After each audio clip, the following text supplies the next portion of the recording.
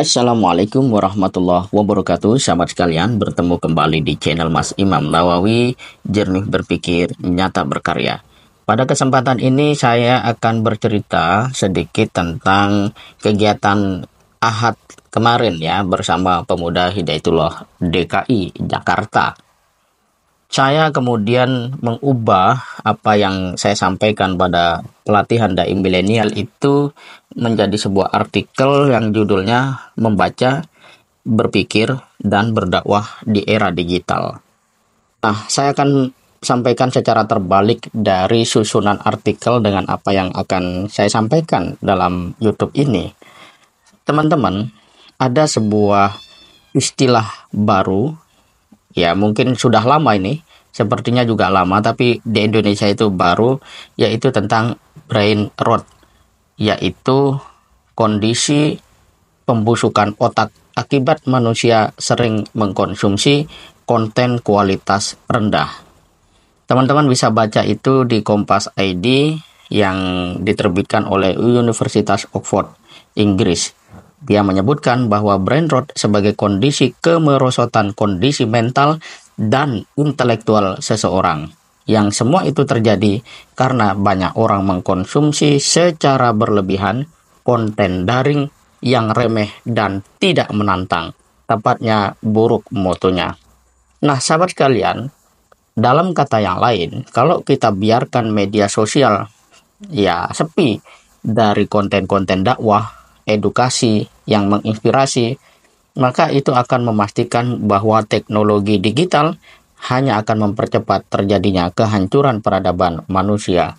Lihat saja berapa orang yang jadi korban penipuan karena salah bermedia sosial, begitu juga berapa orang yang kemudian terjebak kasus hukum karena juga keliru di dalam menempatkan diri bermedia sosial dan seterusnya. Nah, sahabat sekalian, lalu apa yang bisa kita lakukan untuk menjadikan media sosial sebagai sarana edukasi, sarana dakwah? Kita harus ingat, sebagai muslim, kita itu oleh Allah diberikan tanggung jawab pertama, yaitu membaca.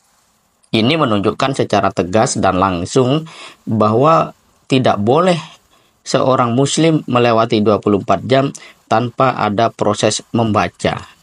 Yang mana kita tahu membaca merupakan gerbang untuk seseorang bisa menjalankan aktivitas berpikir.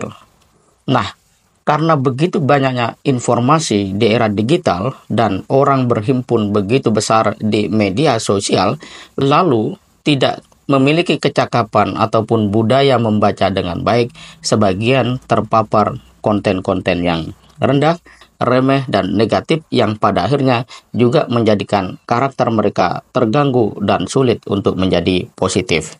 Dalam kata yang lain, kaum muda harus menekuni dakwah media sosial dengan konsisten, menyebarkan kebaikan di tengah derasnya arus informasi. Konten positif yang kita buat dapat menjadi penyejuk dan penuntun bagi mereka yang salah arah. Lalu apa yang menjadi bekal untuk kemudian kita dapat menjadi seorang pemuda yang aktif di dalam dakwah?